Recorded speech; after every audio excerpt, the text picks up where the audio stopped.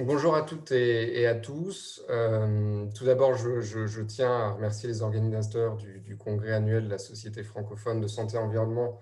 de m'avoir sollicité pour intervenir aujourd'hui sur la question de l'expertise scientifique en situation de crise, c'est-à-dire en situation incidentelle ou accidentelle, et de son articulation avec les actions judiciaires, c'est-à-dire avec le procès au sens large. On pense évidemment à l'affaire AZF, à l'affaire de l'Erika ou plus récemment à l'incendie qui a touché l'usine Lubrizol à Rouen en 2019 et qui ont mis en lumière la place de l'expertise scientifique en matière de risques industriels et surtout dans le ou les procès qui en résultent. Alors, avant d'entrer dans le cœur du sujet, je me présente, je m'appelle Pierre Chevillard, je suis avocat au barreau de Paris. J'interviens au sein du cabinet Atmos Avocat sur des problématiques en lien avec l'environnement, la santé et la sécurité dans un contexte de risque industriel et parfois en gestion de crise. C'est une matière éminemment technique dans laquelle l'expertise scientifique est omniprésente, parce que des conclusions de l'expertise scientifique découlent très souvent la caractérisation juridique et l'analyse juridique, et donc nos conclusions à nous en tant que juriste ou qu'avocat. Et de fait, je travaille de manière régulière en collaboration avec des bureaux d'études spécialisés sur des problématiques diverses et en lien avec les autorités compétentes, qui sont notamment les directions régionales de l'environnement, de l'aménagement et du logement, qui disposent également de leur propre expertise, donc une expertise privée d'un côté, une expertise publique de l'autre. Et la spécificité, pour en revenir un peu plus au sujet, la spécificité de ces situations de crise, c'est que l'expertise intervient à un moment où, alors déjà l'expertise va, c'est le premier point, mobiliser une diversité d'acteurs, publics et privés. C'est une situation d'urgence, donc évidemment, il faut beaucoup de réactivité et évidemment, la réflexion le temps de la réflexion est moindre dans ces situations-là. Et le troisième point, c'est qu'il y a des finalités multiples, puisque il peut s'agir d'un côté de limiter les effets immédiats de l'incident, d'en évaluer les conséquences, mais aussi d'un autre côté, d'en déterminer les causes pour en dégager, nous, juridiquement, ou en tout cas les magistrats, des responsabilités. Alors la temporalité de ces différentes expertises varie en fonction de ces finalités, mais toutes ces expertises sont déterminantes sur la limitation des effets, sur l'évaluation des conséquences, sur la détermination des causes, d'autant qu'en réalité, les phases administratives et judiciaires vont succéder. Alors, je précise ce que j'entends par là, c'est que la question du procès et des responsabilités va effectivement arriver très rapidement, laisser place après une phase d'expertise administrative à une expertise véritablement orientée vers le procès qui intégrera les assureurs, les exploitants, euh, et éventuellement d'autres acteurs, des riverains, des associations.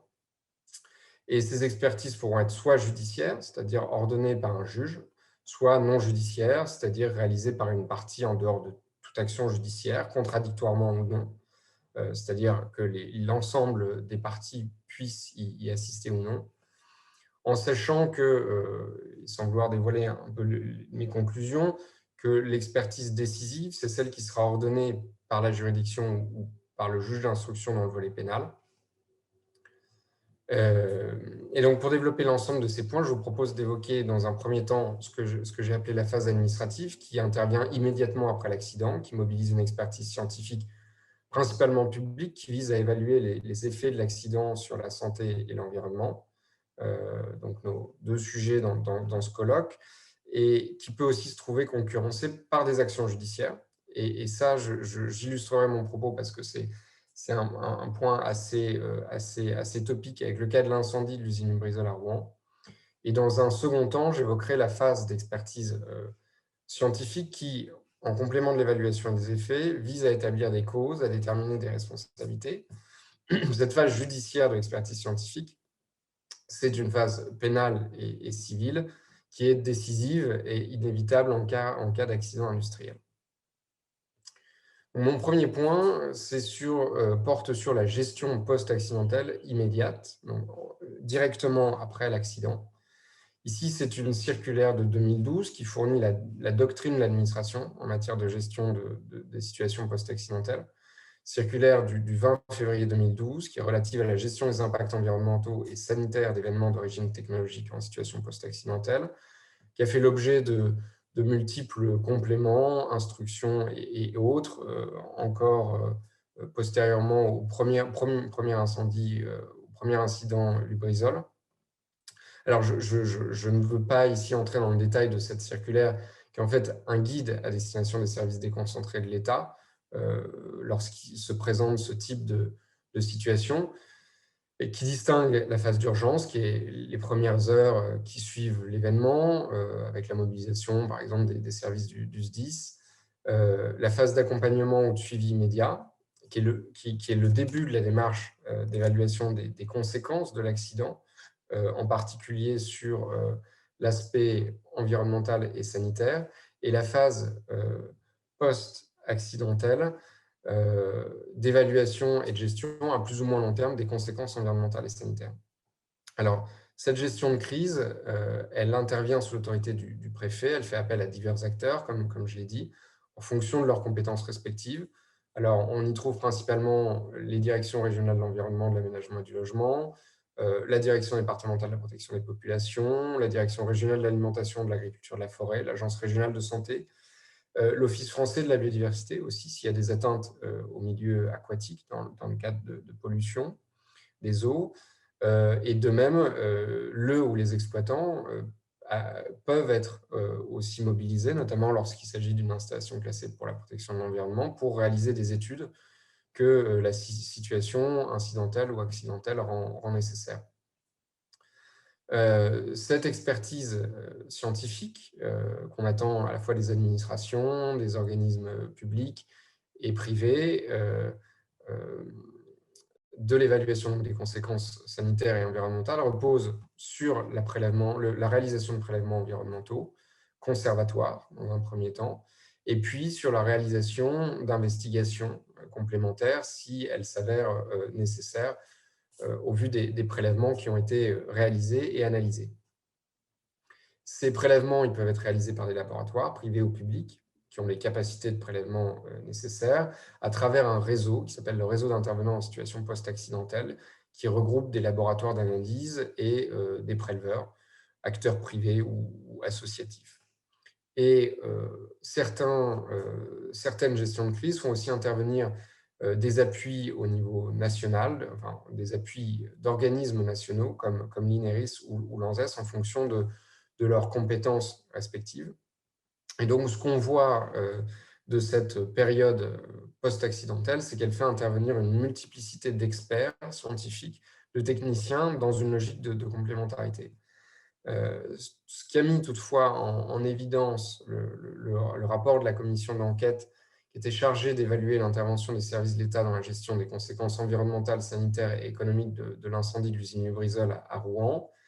c'est qu'il y a tout de même certaines limites à cette doctrine et qu'elle doit être complétée. Elle a notamment mis en évidence, ce qui est intéressant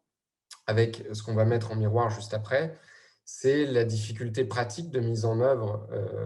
de cette doctrine et notamment la dissociation, la dichotomie qui existe entre le responsable du prélèvement et celui de l'analyse,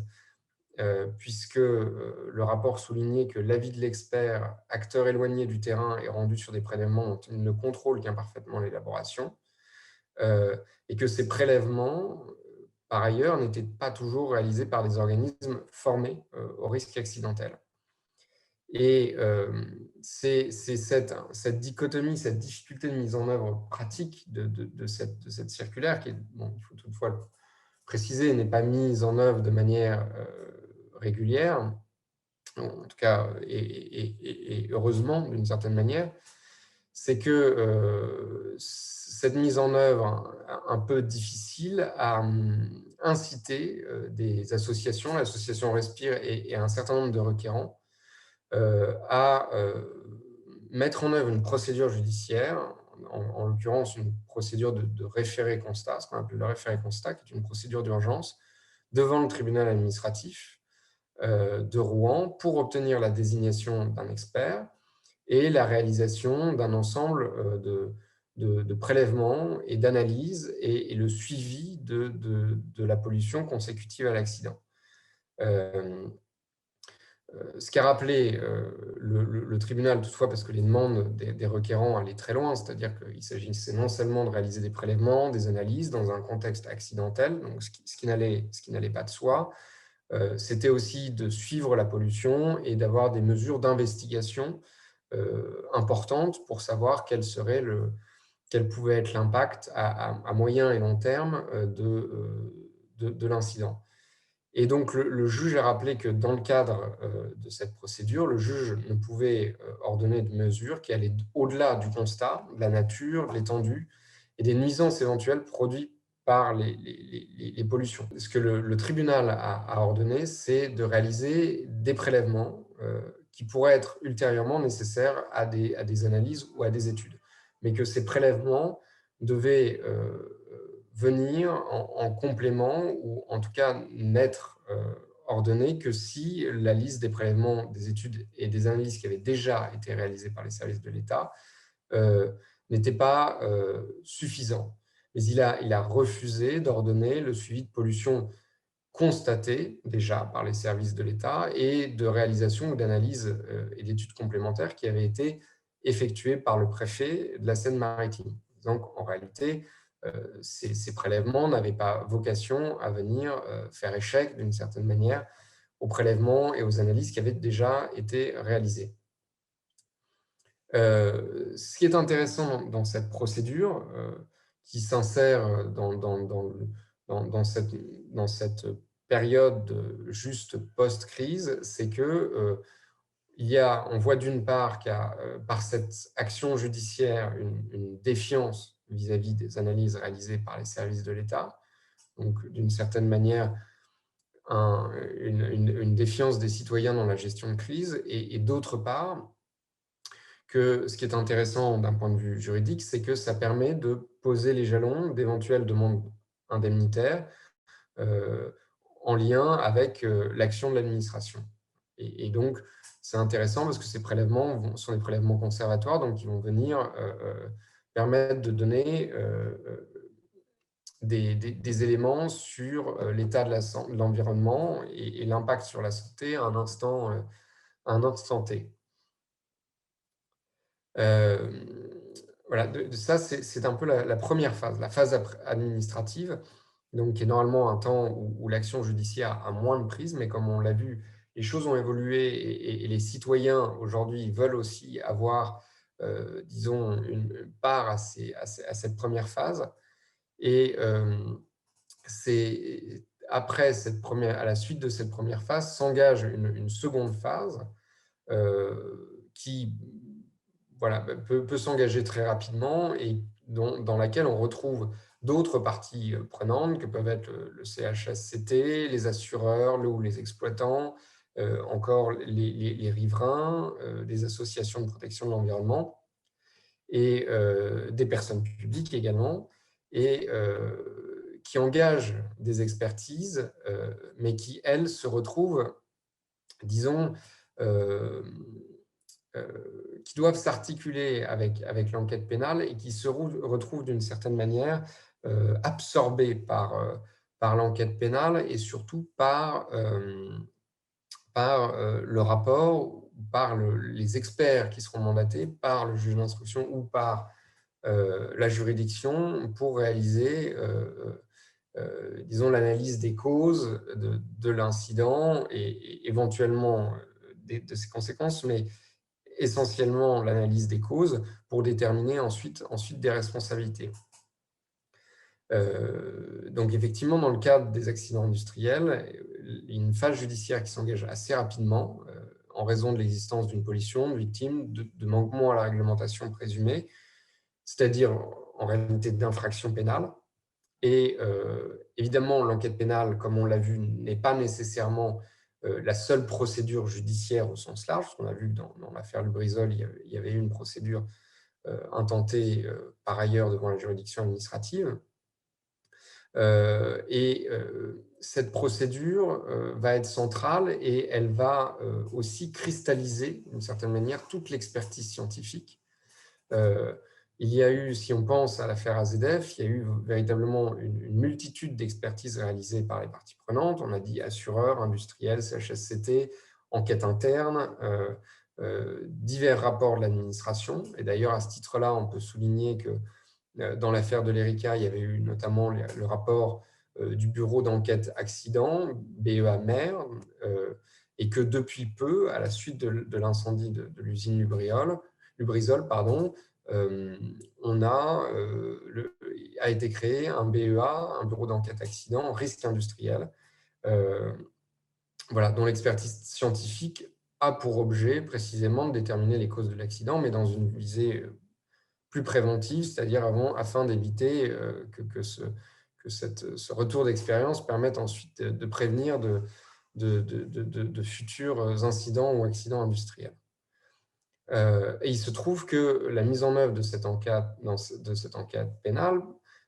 passera dans ce type d'accident par la désignation par la juridiction ou le juge d'instruction, si un juge d'instruction est nommé, d'un expert ou d'un collège d'experts, conformément au code de procédure pénale, dont les investigations, que souvent les services de police classiques ne sont pas en mesure d'effectuer, et investigations qui sont supposées donner au juge pénal les éléments qui lui permettront d'appréhender les circonstances de l'accident, ses causes, et de déterminer, in fine, les responsables. Que ce soit dans l'affaire de l'Erika ou dans l'affaire de l'affaire AZF, ce que les juges ont clairement affirmé, c'est la primauté de l'expertise judiciaire réalisée sur le fondement du Code de procédure pénale, diligentée par le juge d'instruction sur les rapports d'expertise qui pouvaient être réalisés par les parties. Par exemple, la Cour d'appel de renvoi dans l'affaire AZF en 2017 a jugé que, et je cite, la Cour constate, en dépit de la remise en cause systématique par la défense de leurs conclusions, voire de leurs compétences et de leur impartialité, que les travaux du collège principal des experts en charge de la sismique des géologues, soit au total une dizaine d'experts, se complètent de manière cohérente et que leurs investigations indépendantes permettent de retenir, et donc l'une des thèses, la thèse qui était la leur, et donc, ce que mettent en évidence les juges ici, c'est le risque d'impartialité, ou plutôt le risque de partialité des experts qui sont mandatés par des parties tierces, alors que l'expertise judiciaire qui est ordonnée par le juge, elle, présente des garanties d'indépendance plus fortes, et donc se trouve, disons, empreinte d'une crédibilité aussi plus importante. Et cette idée, on la retrouve aussi dans l'arrêt qui a été rendu par la Cour d'appel de Paris dans l'affaire de l'Erika, où, et je cite encore, la Cour relève que si l'expertise diligentée par les experts nommés par le juge d'instruction a pu faire l'objet de discussions et de critiques de la part des prévenus, les études techniques que ces derniers ont produites n'ont pas été menées contradictoirement.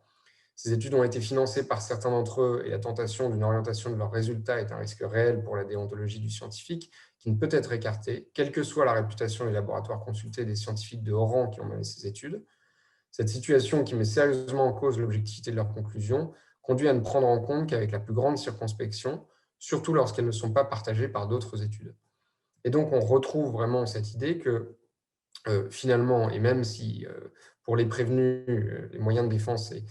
sont libres, qu'il y aura une forme de primauté de l'expertise judiciaire qui est réalisée par un expert ou par un collège d'experts, parce qu'elle intervient dans un contexte, disons, d'impartialité qui est plus fort. On peut ajouter qu'en matière civile, avec les rapports d'expertise non judiciaires, en général, ne se voient reconnaître qu'une valeur force probante que s'ils sont corroborés par d'autres éléments du dossier. Ça n'empêche pas, évidemment, les parties, qu'il s'agisse de l'industriel, des victimes, de solliciter une expertise judiciaire auprès d'une juridiction civile ou administrative, comme ça a été fait dans le cadre de l'incendie de l'usine Lubrizol. Mais toutefois, l'incidence sur le procès pénal risque d'être limitée, puisque, comme on l'a dit, il y a une forme de primauté des investigations et des conclusions qui auront été réalisées par les experts mandatés par le juge d'instruction. Donc, en conclusion, on voit bien que l'expertise scientifique est centrale à la suite des incidents industriels, que la voie judiciaire permet de venir contester ou compléter de manière intéressante ces expertises, en vue notamment de se constituer des preuves et d'un éventuel contentieux. Et dans un second temps, on a vu que l'expertise scientifique se trouvait toutefois concentrée, sans toutefois interdire toute remise en cause ou contestation, dans le cadre de l'enquête pénale, qui est conduite par le procureur ou le juge d'instruction. Voilà, je vous remercie de votre attention.